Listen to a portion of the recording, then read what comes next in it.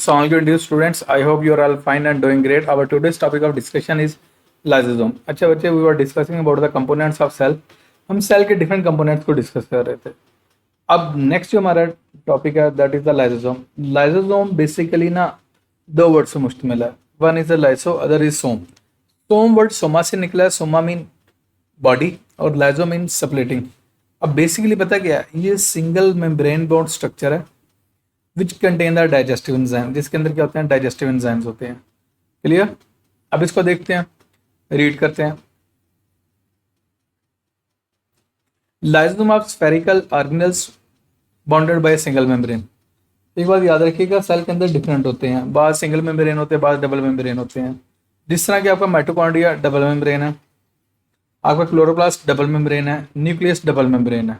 अब उसके कंपैरिजन में ये लाइसोसोम, ग्लाइऑक्सिसोम, पेरोक्सिसोम, ये सारे के सारे क्या है, सिंगल मेम्ब्रेन है. अच्छा, मैं बात कर रहा हूँ लाइसोसोम. लाइसोसोम भी सिंगल मेम्ब्रेन है. क्लियर. अब इसके अंदर क्या है, multiple enzymes and enzymes are digestive enzymes. They serve as digestive compartments of cell. अब सेल के अंदर जो इंट्रासेलुलर डाइजेशन है ना, सेल के अंदर जो डाइजेशन करनी है, उसमें ये इन्वॉल्व होता है लाइसोसोम के enzymes. Lysosomes are found in most eukaryotic cells in animals. They are most numerous in disease fighting cells. और मोस्टली ये उन सेल्स में ज़्यादा है जो डिजीज के अगेंस्ट फाइट करते हैं. For example white blood cells, such as white blood cells. This is because white blood cells must digest materials like bacteria, viruses and other foreign intruders. बाहर से जो आते हैं उनको क्या करते हैं, ये डाइजेस्ट करते हैं.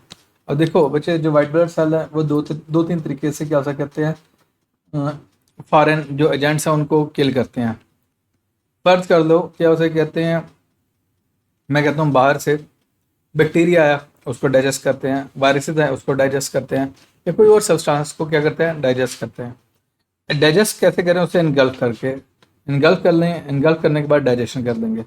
और दूसरा जो प्रोसीजर होता है ना वाइट ब्लड सेल्स का, that is by the production of antibodies.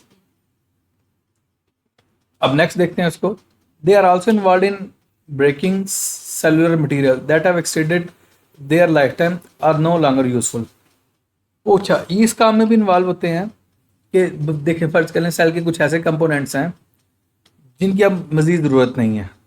अब उसको भी ये क्या करते हैं, डाइजेस्ट करने में इन्वॉल्व होते हैं. In this regard lysosome perform autophagy. Autophagy का वैसे लफ्जी मतलब बनता है सेल्फ ईटिंग. सेल्फ ईटिंग से मुराद क्या है. अब ये देखिए, अपने ही सेल के डिफरेंट जो कंपोनेंट्स हैं उनको क्या करें, डाइजेस्ट करें. So that's why they are involve in the autophagy. Clear. They break down cellular waste products, fats, carbohydrate, protein and other macro molecule. इन मॉलिक्यूल्स को क्या करते हैं, ये ब्रेक करते हैं. क्लियर. बेसिकली आपके जो सेल है ना, इसके जो ज़्यादातर कंपोनेंट्स होते हैं ना, ये 3-4 मॉलिक्यूल से मिलकर बने होते हैं, जिसमें आपको कार्बोहाइड्रेट्स हो सकते हैं, प्रोटीन्स हो सकते हैं, फैट्स हो सकते हैं, मगर जिसे हम लिपिड भी कह देंगे, या न्यूक्लिक एसिड वगैरह हो सकते हैं. Clear. And other macro molecule into simple compounds. Macro molecule, large molecule, इनको ब्रेक करके सिंपल फॉर्म में कन्वर्ट कर देते हैं, which are then transferred back into the cytoplasm for making new materials. Is it clear. Okay, next हम देखते हैं.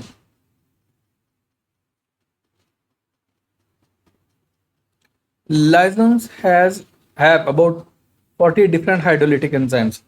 ये हाइड्रोलिटिक टर्म निकले हाइड्रोलिसिस से. हाइड्रोलिसिस को पता है मैं कैसे डिफाइन करता हूँ, breakdown of large molecule by addition of water. Water को ऐड करके लार्ज मॉलिक्यूल को ब्रेक करते ना, that is called as hydrolysis. Is it clear. अब ये हाइड्रोलिटिक एंजाइम है जब हाइड्रोलिसिस होती है. Clear. All of which are manufactured in the endoplasmic reticulum. ये उन एंजाइम्स की बात कर रहा है. कहते हैं ये सारे के सारे एंजाइम्स बनते हैं एंडोप्लाज्मिक रेटिकुलम में, मॉडिफाई गोल्गी apparatus में होते हैं. The membrane covering of the lysosome protects the rest of the cell from the heart digestive enzyme. देखें ना, फर्ज कर लें ये रफ एंडोप्लाज्मिक रेटिकुलम है. अब यहाँ पे प्रोटीन बनी है जिसने एंजाइम बनाना है, वो ट्रांसपोर्टिंग वेसिकल के अंदर पैक हुई, वो आगे किस तक, गोल्गी apparatus तक या गोल्गी कम्प्लेक्स तक. यहाँ पे इसकी मॉडिफिकेशन हुई और यहाँ पे ये लाइसोसोम बन गया. अच्छा, वैसे याद रखिएगा, बिफोर फंक्शन स्टार्ट होने से पहले लाइसोसोम को हम प्राइमरी लाइसोसोम कहते हैं. क्लियर. अब यहाँ पे ना, अब इसका काम देखते हैं. अब वो बेसिकली ये जो बात ऊपर कर रहा है ना मेम्ब्रेन, अब देखें इसके अंदर एंजाइम है और इसके इर्द के जो मेम्ब्रेन है ये प्रोटेक्ट करती है कि ये सेल के नॉर्मल कंपोनेंट्स को वो ना ईट ना कर जाए या डाइजेस्ट ना कर दें. अब इधर देखें, यहाँ पे क्या हो रही है, फैगोसाइटोसिस हो रही है. अब फैगोसाइटोसिस को समझने से पहले एक टर्म आप समझिएगा, एंडोसाइटोसिस. एंडोसाइटोसिस को हम डिफाइन करते हैं intake of material by unfolding of cell membrane. Cell membrane को अंदर की जान अनफोल्ड करके किसी मटेरियल का इनटेक कर लेना, that is called as the endocytosis. Endocytosis के दो फर्दर टाइप्स हैं, एक है फैगोसाइटोसिस, एक है पिनोसाइटोसिस। फैगोसाइटोसिस में क्या होता है, सॉलिड मटेरियल का इनटेक हो जाता है, पिनोसाइटोसिस में क्या होता है, लिक्विड मटेरियल का इनटेक हो जाता है। अब ये पार्टिकल आया, यहाँ पे अटैच हुआ, यहाँ पे सॉलिड मटेरियल का इनटेक हुआ, जैसे ही अंदर गया इसके साथ प्राइमरी लाइसोसोम अटैच करेगा और उसको डाइजेस्ट कर देगा। फिर जब ये उसके साथ अटैच, सेकेंडरी लाइसोसोम कहते हैं। ये तो होगी इंट्रासेलुलर डाइजेशन। दूसरा काम क्या है, हमारा कोई ऐसा कंपोनेंट है जो सेल का कंपोनेंट है which is not required further, जिसकी फर्दर रिक्वायरमेंट नहीं है, उसके साथ क्या होता है, प्राइमरी लाइसोसोम अटैच होता है, उसको डाइजेस्ट करते हैं, डाइजेस्ट करते इसलिए इसे ऑटोफैगोसोम कहते हैं। क्यों ऑटोफैगी कर रहे हैं, अपने कंपोनेंट्स को क्या कर रहे हैं, डाइजेस्ट कर रहे हैं। क्लियर, ये मैंने आपको जर्नल से रीड कर दिया। अच्छा, तीसरा काम यहाँ पे नहीं बोला, तीसरा एक और काम होता है, उसमें ऑटोलाइसिस कहते हैं। ऑटोलाइसिस में पता क्या होता है, हमारे बाद ऐसे सेल्स होते हैं, कंप्लीट सेल्स, जिनकी रिक्वायरमेंट नहीं होती, उसमें क्या होता है, ये लाइसोसोम बस्ट कर जाते हैं। जैसे ही बस्ट करते हैं, इनके जो एंजाइम है वो बाहर निकल आते हैं। जैसे इसके एंजाइम बाहर आते हैं, वो क्या करते हैं, सेल को डाइजेस्ट कर जाते हैं, दैट इज ऑटोलाइसिस। ये आपकी बुक में नहीं है, फेडर बोर्ड की बुक में है। ओके, नेक्स्ट देखते हैं।